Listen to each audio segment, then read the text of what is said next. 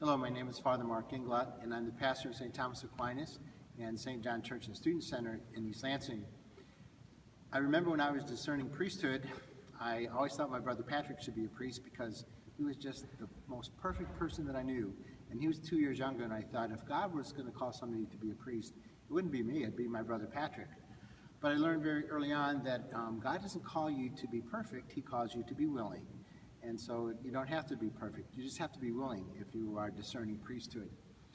I was ordained 34 years ago, and I cannot remember one day when I ever regretted that decision to be ordained.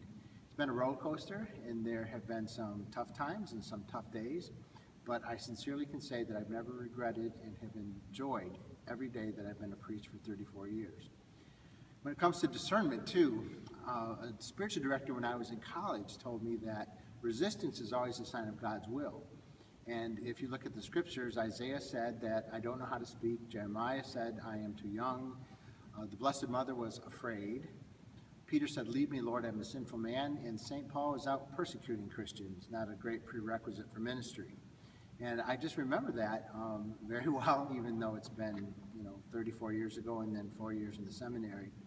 But resistance can be a sign of God's will, and that's the paradigm in the scriptures. And so if you're experiencing a little bit of resistance, it might be a sign of God's will and a sign of an authentic call, just like those that were called in the scriptures.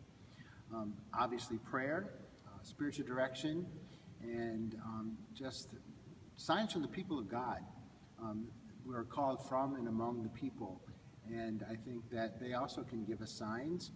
And with that prayer, discernment should be an adventure, and I wish you Godspeed and God's blessing as you discern your own call. God bless.